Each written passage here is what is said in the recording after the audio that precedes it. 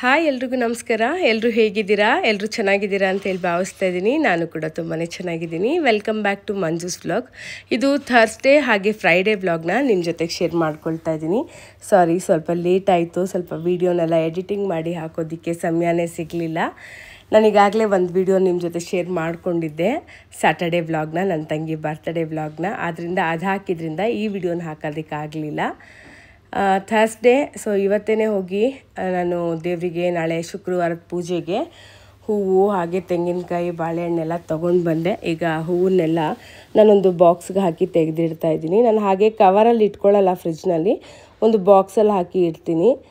ಈಗ 2 ಬಾಕ್ಸಿಗೆ ಹೂವನ್ನ ಇಟ್ಕೊಳ್ತಾ ಇದ್ದೀನಿ. ಹಾಗೆ ಹುರುಳಿಗೆಲ್ಲ ಹೂ ಚೇಂಜ್ ಮಾಡೋದಿತ್ತು, ಆದ್ದರಿಂದ ಅರ್ಧ kg ಹೂ ತೊಗೊಂಡು ಬಂದೆ. ಮಿಕ್ಸ್ ಹೂ ತೊಗೊಂಡು ಬರ್ತೀನಿ ನಾನು.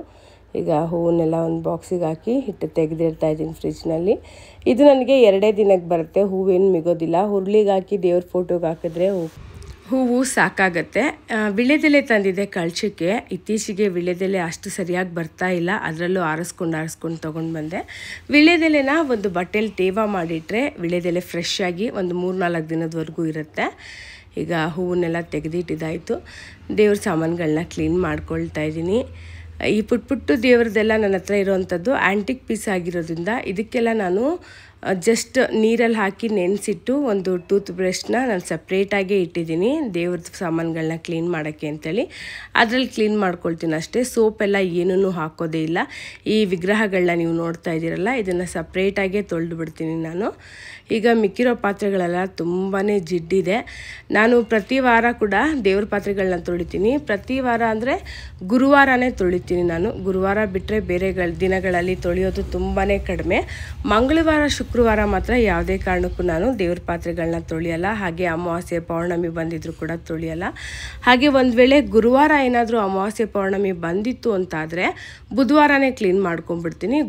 ಗುರುವಾರ ಯಾವುದೇ ಕಾರಣಕ್ಕೂ ತೊಳೆಯೋಕ್ಕೆ ಹೋಗಲ್ಲ. ಹಾಗೆ ಏಕಾದಶಿ ಬಂದಿದ್ರೂ ಕೂಡ ನಾನು ದೇವ್ರ ಪಾತ್ರೆಗಳನ್ನ ತೊಳೆಯೋದಿಲ್ಲ. ಈಗ ದೇವ್ರ ಪಾತ್ರೆಗಳನ್ನೆಲ್ಲ ಕ್ಲೀನ್ ಮಾಡ್ಕೊಳ್ತಾ ಇದ್ದೀನಿ. ಇಷ್ಟು ದೇವ್ರ ಪಾತ್ರೆ ನಾನು ರೆಗ್ಯುಲರಾಗಿ ಯೂಸ್ ಮಾಡ್ತೀನಿ. ಇಷ್ಟು ಸಾಮಾನನ್ನ ನಾನು ದೇವ್ರ ಮನೆಯಲ್ಲಿ ಇಟ್ಟಿರ್ತೀನಿ.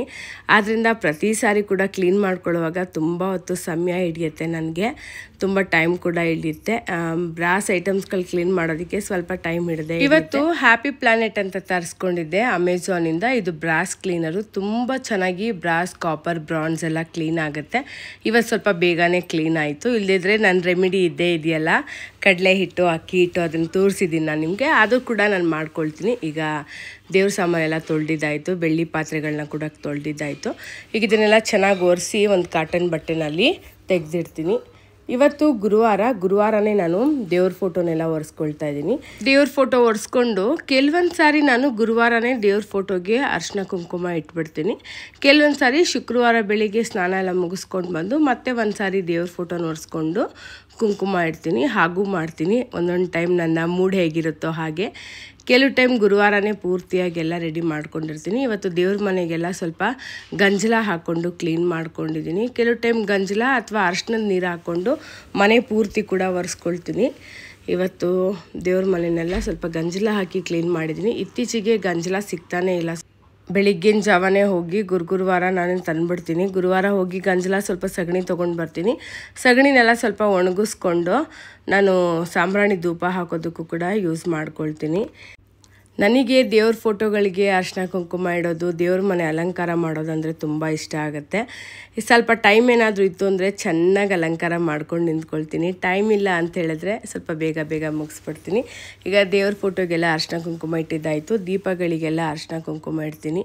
ಮುಸ್ಸಂಜೆ ಆಯ್ತಾ ಬಂತು, ಇನ್ನು ಅಡುಗೆ ಶುರು ಮಾಡಬೇಕು. 6 ಗಂಟೆ ಆಯ್ತಾ ಬಂತು. ದೀಪಕ್ಕೂ ಕೂಡ ಎಲ್ಲದಕ್ಕೂ ಕೂಡ ಅರಿಶಿನ ಕುಂಕುಮ ಎಲ್ಲ ಇಟ್ಟಿದ್ದಾಯಿತು. ಬೆಳಿಗ್ಗೆ ಎದ್ದು ಬೇಗನೆ ಪೂಜೆ ಮುಗಿಸ್ಕೋಬೋದು. ಸೊ ಈಗ ದೇವ್ರ ಮನೆ ಕೆಲಸ ಮುಗಿತಾ ಬಂತು. ಈಗ ಅಡುಗೆ ಮನೆಗೆ ಹೋಗಬೇಕು. ರಾತ್ರಿ ಊಟಕ್ಕೆ ಏನಾದರೂ ಮಾಡಬೇಕು. ಏನು ಮಾಡೋದಂತ ನೋಡಬೇಕು ಇವಾಗ. ಈಗ ನೀವು ನೋಡ್ತಾ ಇರೋದು ನನ್ನ ಹತ್ರ ಇರುವಂಥ ಹಳೆ ಸ್ಪೈಸ್ ಬಾಕ್ಸು. ಇದು ಸುಮಾರು ಒಂದು 5 ವರ್ಷ ಹಳೇದಿರ್ಬೋದು. ಬಾಕ್ಸ್ ಚೆನ್ನಾಗಿದೆ, ಬಟ್ ಒಳಗಡೆ ಇರೋಂಥ ಕಪ್ಸ್ ಎಲ್ಲ ಕ್ರ್ಯಾಕ್ ಬಿಟ್ಕೊಬಿಟ್ಟಿದೆ. ನನ್ನ ಹತ್ರ 3 ಸ್ಪೈಸ್ ಬಾಕ್ಸ್ಗಳಿದ್ದಾವೆ.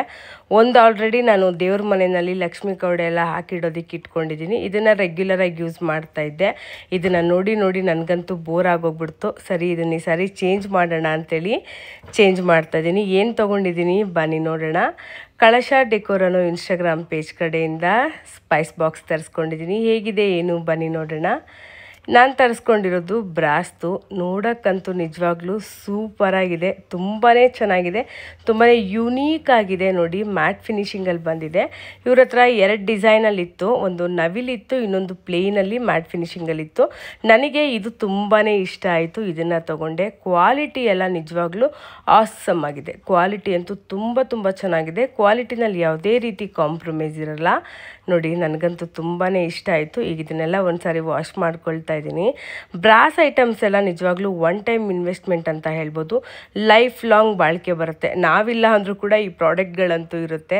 ನಮ್ಮ ನಂತರ ನಮ್ಮ ಮಕ್ಕಳು ಕೂಡ ಇದನ್ನು ಯೂಸ್ ಮಾಡ್ತಾರೆ, ಅಷ್ಟು ಚೆನ್ನಾಗಿರುತ್ತೆ. ಈಗ ಇದ್ರೊಳಗಡೆ ನಾನು ಸಾಸಿವೆ ಜೀರಿಗೆ ಎಲ್ಲನೂ ಹಾಕಿ ತೆಗೆದಿಡ್ತಾ ಇದ್ದೀನಿ. ನೋಡೋದಕ್ಕಂತೂ ನೋಡಿ ತುಂಬಾ ಚೆನ್ನಾಗಿ ಕಾಣಿಸ್ತಾ ಇದೆ. ಇದು ನನ್ನ ಸ್ಪೈಸ್ ಬಾಕ್ಸು. ಕ್ವಾಲಿಟಿ ಅಂತೂ ಸಖತ್ತಾಗಿದೆ. ಇದನ್ನ ಇಟ್ಟ ಮೇಲೆ ನನ್ನ ಅಡುಗೆ ಮನೆಗೆ ಒಂದು ಕಳೆ ಬಂತು ಅಂತ ಹೇಳ್ಬೋದು.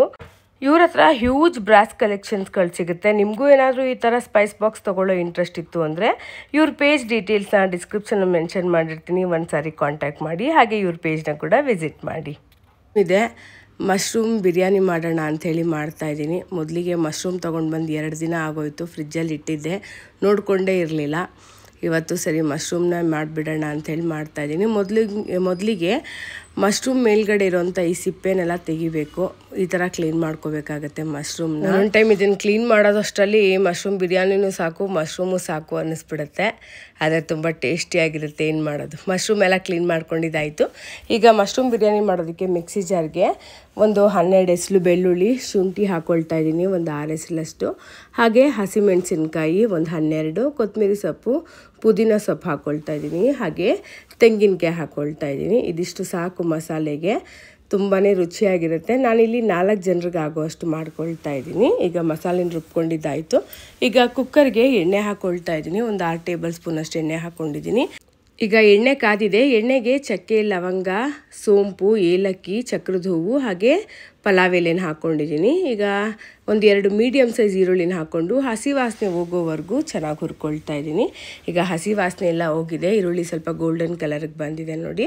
ಈಗ ಇದಕ್ಕೆ ಒಂದು 3 ಮೀಡಿಯಮ್ ಸೈಜ್ ಟೊಮೆಟೊನ ಹಾಕ್ಕೊಳ್ತಾ ಇದ್ದೀನಿ. ಟೊಮೆಟೊ ಸ್ವಲ್ಪ ಸಾಫ್ಟ್ ಆಗೋವರೆಗೂ ಚೆನ್ನಾಗಿ ಸ್ವಲ್ಪ ಫ್ರೈ ಮಾಡ್ಕೋಬೇಕಾಗತ್ತೆ. ಟೊಮೆಟೊ ಚೆನ್ನಾಗಿ ಬೆಂದಷ್ಟು ಚೆನ್ನಾಗಿರುತ್ತೆ ಅಡುಗೆ. ಟೊಮೆಟೊ ಹಾಗೇ ಸಿಗ್ತಾಯಿತ್ತು ಬಾಯಿಗೆ ಅಂದರೆ ಅಷ್ಟು ಚೆನ್ನಾಗಿರಲ್ಲ, ನನಗಿಷ್ಟ ಆಗಲ್ಲ. ಆದ್ದರಿಂದ ಪೂರ್ತಿಯಾಗಿ ಟೊಮೆಟೊನ ಸಾಫ್ಟ್ ಆಗೋವರೆಗೂ ಫ್ರೈ ಮಾಡ್ಕೊಂಡಿದ್ದೀನಿ.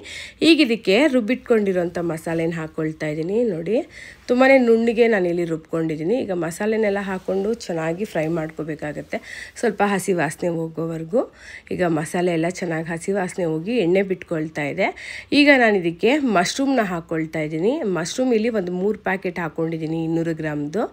ಸೊ ಈಗ ಮಶ್ರೂಮ್ನ ಹಾಕ್ಕೊಂಡು ಚೆನ್ನಾಗಿ ಮಸಾಲೆ ಮತ್ತು ಮಶ್ರೂಮ್ ಎಲ್ಲ ಚೆನ್ನಾಗಿ ಮಿಕ್ಸ್ ಆಗೋವರೆಗೂ ನಾನಿಲ್ಲಿ ತಿರುಗಿಸ್ಕೊಂಡಿದ್ದೀನಿ. ಈಗ ಇದಕ್ಕೆ ಅದೇ ಮಿಕ್ಸಿ ಜಾರಿಗೆ ಸ್ವಲ್ಪ ನೀರು ಹಾಕ್ಕೊಂಡು ನಾನು ಮಶ್ರೂಮ್ಗೆ ಹಾಕ್ಕೊಂಡು ಮಿಕ್ಸ್ ಮಾಡ್ಕೊಂಡಿದ್ದೀನಿ. ಈಗ ಇದೆಲ್ಲ ಚೆನ್ನಾಗಿ ಮಿಕ್ಸ್ ಆಗಿದೆ.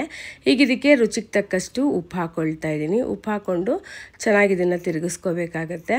ಮತ್ತು ಇದನ್ನೇ ಚೆನ್ನಾಗಿ ತಿರುಗಿಸ್ಕೊಳ್ತಾ ಇದ್ದೀನಿ.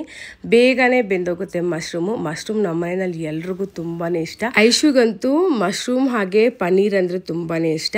ಪನ್ನೀರ್ನ ಹೆಚ್ಚಾಗಿ ನಾನು ಹೊರಗಡೆಯಿಂದ ತೊಗೊಂಡು ಬರೋದು ತುಂಬಾ ಕಡಿಮೆ, ಮನೆಯಲ್ಲೇ ಮಾಡ್ತೀನಿ ಪನ್ನೀರ್ನ. ಮಶ್ರೂಮ್ ಅಂದರೆ ನನಗೂ ಕೂಡ ತುಂಬಾ ಇಷ್ಟ. ಕ್ಲೀನಿಂಗ್ ಮಾಡೋದೇ ಸ್ವಲ್ಪ ಕಷ್ಟ ಅಂತ ಹೇಳ್ಬೋದು. ಈಗ ಇದನ್ನು ಚೆನ್ನಾಗಿ ತಿರುಗಿಸ್ಕೊಂಡಿದ್ದೀನಿ. ಈಗ ಕುದಿ ಬರ್ತಾ ಇದೆ. ಈಗ ಅಕ್ಕಿನ ತೊಳೆದು ನೆನೆಸಿಟ್ಟಿದ್ದೆ. ನಾನಿಲ್ಲಿ ಅರ್ಧ kg ಅಕ್ಕಿ ಹಾಕ್ಕೊಳ್ತಾ ಇದ್ದೀನಿ.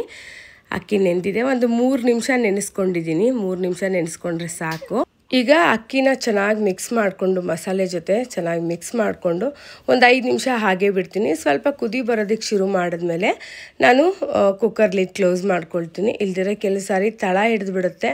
ಆಗಾಗ ತಿರುಗಿಸ್ಕೊಂಡು ಒಂದು 3/4 ಭಾಗ ಅನ್ನ ಆಗಿದೆ ಅನ್ನೋವಾಗ ನಾನು ಕುಕ್ಕರ್ ಲಿಡ್ ಕ್ಲೋಸ್ ಮಾಡ್ಕೊಳ್ತಾ ಇದ್ದೀನಿ. ಈಗ ಒಂದು 2 ವಿಸಿಲ್ ಬರ್ಸ್ಕೊಂಡಿದ್ದೀನಿ. ಈಗ ಬಿಸಿ ಆಗಿರೋಂಥ ಬಿರಿಯಾನಿ ರೆಡಿಯಾಗಿದೆ. ನೋಡಿ ಎಷ್ಟು ಚೆನ್ನಾಗಾಗಿದೆ ಬಿರಿಯಾನಿ, ತುಂಬಾ ರುಚಿಯಾಗಿರುತ್ತೆ. ಖಂಡಿತ ಒಂದು ಸಾರಿ ಸಮಯ ಸಿಕ್ಕರೆ ಟ್ರೈ ಮಾಡಿ, ಹೇಗಿತ್ತು ಅಂಥೇಳಿ ಕಮೆಂಟ್ ಮೂಲಕ ತಿಳಿಸಿ. ಈಗ ಬಿಸಿಯಾಗಿ ಬಿರಿಯಾನಿ ಊಟ ಮಾಡೋವಂಥ ಸಮಯ. ಈಗ ಗುಡ್ ನೈಟ್, ಮತ್ತು ನಾನು ನಿಮಗೆ ಬೆಳಿಗ್ಗೆ ಸಿಗ್ತೀನಿ. ಬೆಳಿಗ್ಗೆ ತುಂಬಾ ಬ್ಯುಸಿಯಾಗಿದೆ ಇವತ್ತು. ಶುಕ್ರವಾರ ಆಗಿತ್ತು, ಬೆಳಿಗ್ಗೆನೇ ಪೂಜೆ ಮಾಡಬೇಕಿತ್ತು. ನನ್ನ ಹತ್ರ ಇರೋವಂಥ ರೀಲ್ಸ್ ಕಂಟೆಂಟ್ ಎಲ್ಲ ಮುಗಿದೋಗ್ಬಿಟ್ಟಿತ್ತು. ಸ್ವಲ್ಪ ರೀಲ್ಸ್ ಮಾಡ್ಕೊಳ್ಳೋದಿತ್ತು. ಆದ್ದರಿಂದ ಇವತ್ತು ಬೆಳಿಗ್ಗೆ ಪೂಜೆ ಮಾಡೋಕ್ಕಾಗಲಿಲ್ಲ. ನನ್ನ ಫ್ರೆಂಡ್ಸ್ ಎಲ್ಲ ಬರೋರಿದ್ದರು. ಅವರೊಂದು 10-11 ಗಂಟೆಗೆ ಬರ್ತೀನಿ ಅಂದಿದ್ರು. ಅಷ್ಟು ಬೇಗ ಇವತ್ತು ಮನೆ ಕೆಲಸ ಪೂಜೆ ಎಲ್ಲ ಮಾಡೋದು ಸ್ವಲ್ಪ ಟೈಮ್ ಹಿಡೀತು. ಇವತ್ತು ನನ್ನ ತಂಗಿ ಬರ್ತಡೇ ಬೇರೆ ಇದ್ದಿದ್ದರಿಂದ ಸ್ವಲ್ಪ ಅಲ್ಲಿ ಇಲ್ಲಿ ಕೂತ್ಕೊಂಡು ವಿಶ್ ಮಾಡಿಕೊಂಡು ಎಲ್ಲರ ಜೊತೆ ಮಾತಾಡಿಕೊಂಡು ಅಲ್ಲೇ ಟೈಮ್ ಆಗೋಯ್ತು 9 ಗಂಟೆ. 10 ಗಂಟೆ ಮೇಲೆ ನನ್ನ ಫ್ರೆಂಡ್ಸ್ ಎಲ್ಲ ಬಂದರು. ಸೊ ರೀಲ್ಸ್ಗಳು ಮಾಡ್ಕೊಳ್ಳೋದಕ್ಕೆ ಕಂಟೆಂಟ್ ಎಲ್ಲ ಬರೆದಿಟ್ಕೊಂಡಿದ್ದೆ ಮುಂಚೆನೇ. ಒಂದು ಡೈರಿನಲ್ಲಿ ಕಂಟೆಂಟ್ಗಳು ರೆಡಿ ಮಾಡ್ಕೊಂಡು ಇಟ್ಕೊಂಡಿರ್ತೀನಿ. ಆದ್ದರಿಂದ ಇವತ್ತು ಸಂಜೆ ಪೂಜೆ ಮಾಡ್ಕೊಳ್ತಾ ಇದ್ದೀನಿ. ನೆನ್ನೆನೇ ನಾನು ನಾಳೆ ಬೆಳಿಗ್ಗೆನೇ ಪೂಜೆ ಮಾಡ್ಕೊಳ್ಳೋಣ ಅಂಥೇಳಿನೇ ಎಲ್ಲ ರೆಡಿ ಮಾಡ್ಕೊಂಡಿದ್ದೆ. ಬಟ್ ಬೆಳಿಗ್ಗೆ ಪೂಜೆ ಆಗಲಿಲ್ಲ. ಇವತ್ತು ಸಂಜೆ ಪೂಜೆ ಮಾಡ್ಕೊಳ್ತಾ ಇದ್ದೀನಿ. ದೇವ್ರ ಮನೆ ನೋಡಿ ಎಷ್ಟು ಚೆನ್ನಾಗಿದೆ. ಶುಕ್ರವಾರದ ದಿನ ದೇವ್ರ ಮನೆ ನೋಡೋದಕ್ಕೇ ತುಂಬ ಖುಷಿ ಅನಿಸುತ್ತೆ. ಸದಾ ನನಗೆ ದೇವ್ರ ಮನೆ ಹೀಗೆ ಇರೋದಕ್ಕೆ ತುಂಬಾ ಇಷ್ಟ. ಸಾಧ್ಯ ಆದಷ್ಟು ಮಟ್ಟಿಗೆ ಹೀಗೆ ಇಟ್ಕೊಂಡಿರ್ತೀನಿ. ಈಗ ವಿಷ್ಣು ಸಹಸ್ರನಾಮನ ಪಠನೆ ಮಾಡ್ತಾಯಿದ್ದೀನಿ. ಹಾಗೆ ಮಹಾಲಕ್ಷ್ಮಿ ಅಷ್ಟಕಂನ ಪಠನೆ ಮಾಡ್ತೀನಿ. ಪ್ರತಿದಿನ ದೀಪ ಹಚ್ಚುವಾಗ ದಾರಿದ್ರ್ಯ ದಮನ ಸ್ತೋತ್ರನ ಪಠನೆ ಮಾಡ್ತೀನಿ. ಈ ಸ್ತೋತ್ರ ಪಠನೆ ಮಾಡೋದ್ರಿಂದ ಮನೆಯಲ್ಲಿ ದಾರಿದ್ರ್ಯ ದಮನ ಆಗುತ್ತೆ ಅಂತ ಹೇಳ್ತಾರೆ. ಆದ್ದರಿಂದ ಈ ಸ್ತೋತ್ರನ ಪ್ರತಿದಿನ ಕೂಡ ಪಠನೆ ಮಾಡ್ತೀನಿ ದೀಪ ಹಚ್ಚುವಾಗ. ಈಗ ದೇವರಿಗೆಲ್ಲ ಮಂಗಳಾರತಿ ಮಾಡ್ಕೊಳ್ತಾ ಇದ್ದೀನಿ. ಪೂಜೆ ಎಲ್ಲ ಸಂಜೆ ಆಗಿದ್ದರಿಂದ ಸ್ವಲ್ಪ ಬೇಗ ಮಾಡಿಕೊಂಡೆ. ಒಂದು 5:30 6:30 ಒಳಗಡೆ ಮಾಡ್ಕೊಳ್ಳೋಣ ಅಂಥೇಳಿ ಈಗ ದೇವರಿಗೆ ಧೂಪ ಹಾಕ್ತಾಯಿದ್ದೀನಿ. ಈಗ ಸಾಂಬ್ರಾಣಿ ಧೂಪ ಹಾಕಿದ್ರೆ ಪೂಜೆ ಮುಗೀತು. ಸಾಂಬ್ರಾಣಿ ಪ್ರತಿದಿನ ಇತ್ತೀಚೆಗೆ ಹಾಕ್ತಾಯಿದ್ದೀನಿ. ಏನೋ ಮನೆಯಲ್ಲಿ ಸ್ವಲ್ಪ ನೆಗೆಟಿವಿಟಿ ಅನ್ನಿಸೋದಕ್ಕೆ ಶುರು ಆಗೋಗಿದೆ ಇತ್ತೀಚೆಗೆ ನನಗೆ. ಮೊದಲೆಲ್ಲ ನಾನು ಮಂಗಳವಾರ, ಶುಕ್ರವಾರ, ಅಮಾವಾಸ್ಯೆ, ಪೌರ್ಣಮಿ ದಿನಗಳಲ್ಲಿ ಹಾಕ್ತಿದ್ದೆ. ಈಗ ಪ್ರತಿದಿನ ಹಾಕ್ತಾಯಿದ್ದೀನಿ. ನಮ್ಮ ಹಿರಿಯರು ಹೇಳ್ಕೊಟ್ಟಿರೋ ಹಾಗೆ ಒಂದೊಂದು ಕೂಡ ನಮ್ಮ ಒಳ್ಳೆಯದಕ್ಕೆ ಅಂತ ಹೇಳಿ ಈಗ ದೇವರಿಗೆ ಸಾಂಬ್ರಾಣಿ ಧೂಪ ಹಾಕ್ತಾಯಿದ್ದೀನಿ. ಇದು ಹಾಕಿದ್ರೆ ಇನ್ನು ಪೂಜೆ ಎಲ್ಲ ಮುಗೀತು. ಇಲ್ಲಿಗೆ ಈ ವ್ಲಾಗ್ನ ಮುಗಿಸ್ತಾ ಇದ್ದೀನಿ. ವಿಡಿಯೋ ನಿಮ್ಮೆಲ್ರಿಗೂ ಇಷ್ಟ ಆಗಿದೆ ಅಂತೇಳಿ ಭಾವಿಸ್ತಾ ಇದ್ದೀನಿ. ವಿಡಿಯೋ ಇಷ್ಟ ಆಗಿದ್ರೆ ಲೈಕ್ ಮಾಡಿ, ಕಮೆಂಟ್ ಮಾಡಿ, ಹಾಗೆ ನನ್ನ ಚಾನಲ್ನ ಸಬ್ಸ್ಕ್ರೈಬ್ ಮಾಡಿಕೊಂಡು ಸಪೋರ್ಟ್ ಮಾಡೋದನ್ನು ಮರಿಬೇಡಿ. ನಿಮ್ಮ ಸಪೋರ್ಟ್ ತುಂಬಾ ಮುಖ್ಯ. Thank you so much for watching.